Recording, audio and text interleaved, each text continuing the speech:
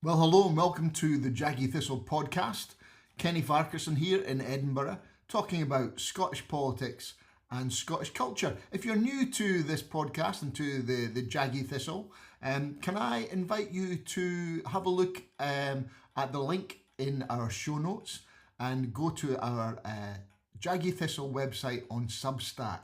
And it's getting towards the end of the year just now, and there are a couple of things that there that might amuse you. There's a quiz, a Scottish politics quiz, which is fiendishly difficult, and has defeated many, even some of the finest minds in Scottish politics itself. So if you think you know what you're talking about when it comes to Scottish politics, try this quiz, and you'll find it a suitably humbling experience. Always good to be humble at Christmas time, don't you think? And there's also there my end of year albums of the year, the JAGGY Thistle albums of the year. I do this every year. I've done it for about 10 years, and you can actually trace back all the playlists and things that are there. And there's a playlist you'll find on Spotify of all my albums of the year this year. It's quite a good one this year, I think. We're back to electric guitars after a few years of soulful ladies singing sweet songs with acoustic guitars. We're back on electric guitars and big hairy guys and bands. So have a look at that if you want to get something a little bit different at this time of year. And also please subscribe to this podcast, okay? Press the button, the thumbs up or the heart or whatever it is to subscribe to make sure you don't miss any of these in the future. Apologies, we haven't been here. I've had a few weeks off of this podcast, largely because of a lurgy. I've got the lurgy that's going around. So if I start coughing and spluttering in this podcast, please forgive me. I'll just have a wee swig of the mug of tea I've got here at my side. But bear with me if that happens. So this week, the JAGGY Thistle podcast. What we're talking about? Well, we're talking about we're posing a question really. We're saying, could Scottish Labour MPs bring about the downfall of Sir Keir Starmer as Prime Minister of the United Kingdom? That's a big question. I think you'll have to agree. And why are we asking this? Well, my newspaper, I work for The Times, where I write a weekly column on Scottish politics. I have done that for the last 10 years. My paper, The Times, a few days ago reported that it may be Scottish Labour MPs who set the pace in what's going to happen to Keir Starmer and whether he has a future as Prime Minister. All kinds of rumours swirling around Westminster about the Prime Minister's future. And a lot of them are about timing. A lot of them are about, should there be, when should they think a challenge is inevitable. So when will it come and who will it involve? And there seems to be a consensus in the Westminster bubble that a challenge would come after the May elections. That's the elections that are happening in 5 months' time. And I should probably confess a little bit of a bugbear here. Even in my paper, these are being referred to as the local elections. And I was very gratified to see in a story in the Times the other day them May being referred to as the national and local elections, because of course it isn't just London boroughs and English metropolitan authorities and everything else that are up for election in May. It's also the Holyrood Parliament and the Welsh Senate. So these are the big national elections in Scotland and Wales, and if anything, they will set the tone for the May elections. They will be looked at with arguably more attention than the local authority elections in England, as a barometer of where Labour stands in its old heartlands. So we're looking at a lot of discussion about that May will be the moment when Starmer's fate and the fate of Rachel Reeves and the Starmer project, if you like, will be decided. But the Scottish Labour MPs may have a different idea, okay? And why is that? Well, the reason is one of storytelling, and politics is all about storytelling. A great political campaign is telling a good, compelling story. And every good story has a narrative arc, okay? You know, it bends inexorably towards the denouement, which is polling day in politics. And you know, the narrative arc of a campaign is tremendously important for getting it right, and you have to land it at just the right time. And you know, that landing point of election day, that timing, that narrative arc dictates the tempo and timing and pace and messaging of a campaign. And you have to get that right. Things have to be in the right order. They have to come at the right time for the campaign to land in people's consciousness. And the problem just now, and this is the problem that's been recognised by Scottish Labour MPs, excuse me, is that there are two narrative arcs currently in British politics. There's the narrative arc that bends towards the next UK general election, which could be 3-4 years in the future. And there's the narrative arc that bends to the Holyrood elections and the Senate elections and the English local authority elections next May. So you've got one narrative arc, which is the difference between a short story and a novel. Some Labour strategists are writing a short story. Some Labour strategists are writing a novel. And there's a conflict in these because you know it's very hard to do them both at the same time. And the calculation of the Labour MPs is that Starmer has to be deposed.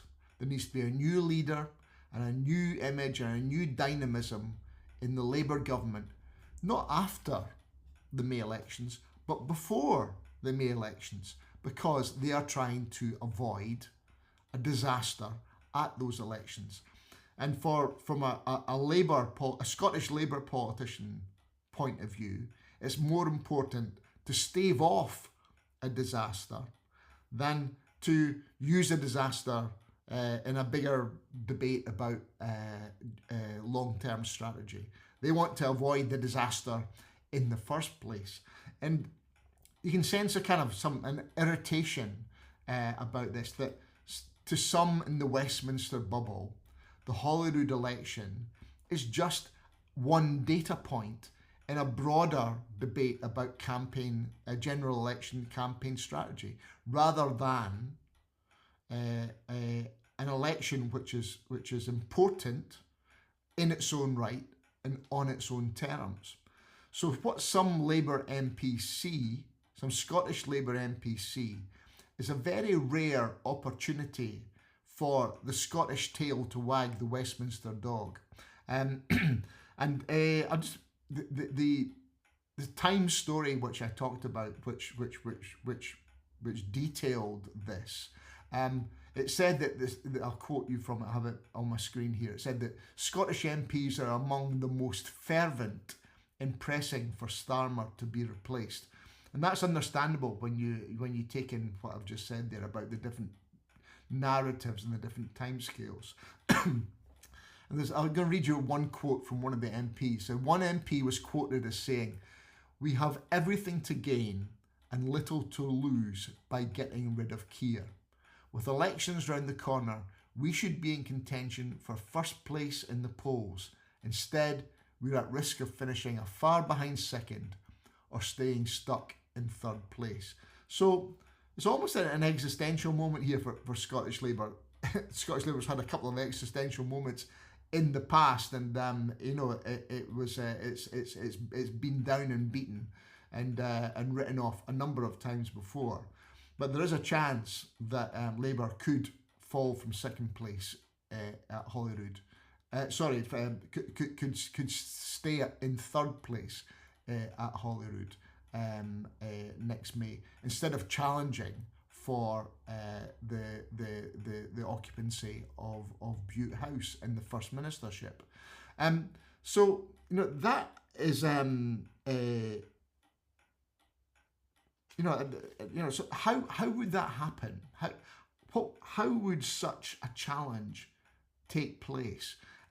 Well, it would happen when the Scottish Labour MPs, the ones who are pissed off with Starmer and think a change is necessary, it would happen when they lost their reticence about acting as a group. Okay, there's 37 Scottish Labour MPs. Okay, some of them are ministers, some of them are kind of ministerial bag carriers, but well over 20 of them, mid-20s, are backbenchers with minds of their own. They're allowed to think for themselves. And so how would they be able to make their presence felt? Now, the way they would do that, I think, is obvious. And what it is find alliances, okay? There are a number of other groupings within the Parliamentary Labour Party that are better known than the Scottish group of Labour MPs. There's the Tribunites, there's the Red Wall MPs, there's the Blue Labour MPs, there is the Socialist Campaign Group, all of which have their own reasons to want to avoid. There's the Welsh Labour MPs, there's 20 odd Welsh Labour MPs as well. Each of these groupings has very good reason to want to avoid a kicking in the May elections, because particularly if you look at some of the English Red Wall MPs, Labour MPs, they don't want these local elections to deliver reform-led councils. Nigel Farage to have power bases in their constituencies where they can use to campaign and build a power base, and then to be used in the future against these MPs in a general election. The last thing they want is for reform to gain a toehold in local government, more than they did in last year's elections. So there's an imperative in many sections of the Parliamentary Labour Party, the Scots, the Welsh, the Red Wall. There's the soft left as well, very unhappy with Starmer. So there is an alliance there that's possible to be made to get to the 80 MPs that are necessary to back a challenger for the Labour leadership. So the arithmetic is there. What I wonder about is the will there, okay? And I'm not really 100% convinced that the will is there. I can see the logic, I can see the need, I can see in some people's eyes the necessity. But the question in my mind is, where is the Scottish Labour backbencher who's going to be the power broker to put together this alliance? Okay, where's the person with the political connections, with the force of personality, with the kind of personal and political heft to bang heads together and make this happen? I'm not sure I can see that person on the Labour backbenchers. But who knows? Maybe it's situations, it's times like this that such a person emerges from the shadows, cometh the hour, as they say. So I guess it comes down to how desperate do these Scottish Labour MPs feel when they go home and they're chapping on doors at the weekend and they're getting voter after voter saying, oh, I'm considering voting for reform, or no, I'm sticking with the SNP, because they're anti-reform. or I'm not going to vote for you because of the winter fuel payments, or the the 2-child cap, or I don't like that Keir Starmer, I don't like that Rachel Reeves. The Labour government has been a bewildering disappointment to me, despite the fact that I voted for it. When this message is being hammered home to them on every doorstep when they go home, they are looking basically at the crumbling of the Labour base and the disintegration of their chances of securing their seats at the next general election, because the power base of an MP and the power base of an MSP are quite closely linked. There's not a complete match with constituencies, but there's a lot. It's important that they kind of build a political ecosystem in constituencies, both for Westminster and for Holyrood, where they help each other. They one feeds off the other, one supports the other. They act in tandem. So the loss of one part of that ecosystem is a disaster for a parliamentarian. There's a lot at stake in these elections. But is there that person who can pull together that alliance? I'm not entirely sure I can see who that is. I'm not entirely sure that that's going to happen. Largely because there's so much else to be decided. There are so many other questions. It's not a simple case of let's just go for it and let's take down the Prime Minister and everything will be fine. Because, there are questions in my mind about, is there enough time to get rid of Starmer and have an election before the May elections, have a leadership election before the May elections, and be in a position to have someone in place in Downing Street with time enough to establish themselves in their own narrative before the elections. Not entirely sure there is there. It'll be very, very tight, And who would the candidate be? Labour backbench MPs are unhappy, but they are not a consistent ideological bloc.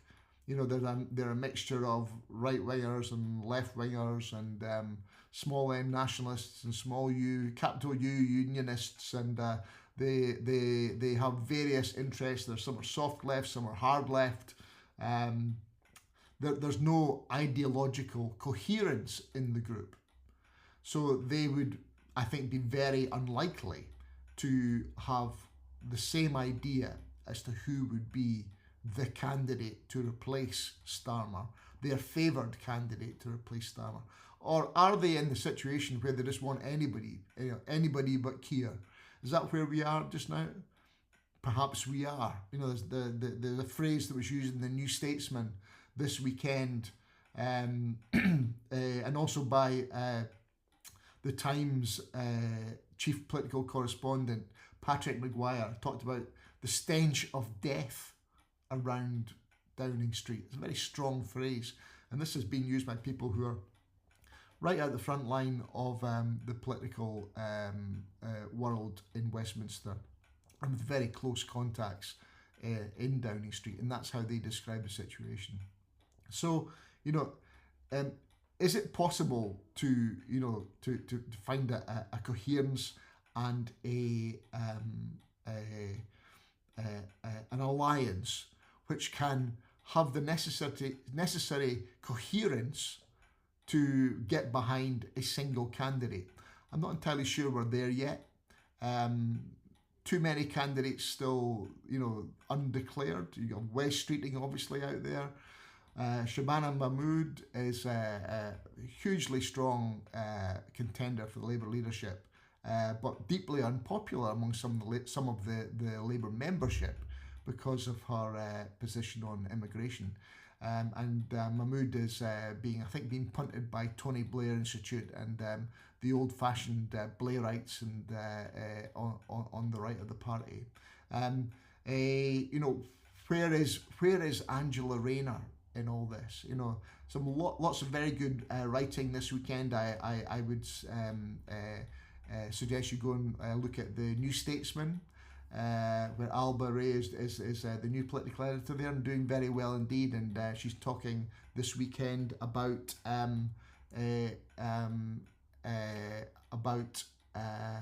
Angela Rayner and what would bring Angela Rayner back to the front line. And some fascinating what ifs there. So there's so much to be worked out when it comes to a Labour leadership contest. Who is the candidate? What is the platform? Where is the narrative? What is the priority? How would a new Prime Minister differ from the old Prime Minister? Would they differ ideologically? Would it simply be a case of being a better communicator? Or would there be an entirely new agenda? And if there was an entirely new agenda, how would that new person claim to have a mandate for that new agenda if it wasn't what Labour stood for in its manifesto just a year and a half ago? So there are lots of problems here that need to be resolved, and I think that mitigates against a challenge before May.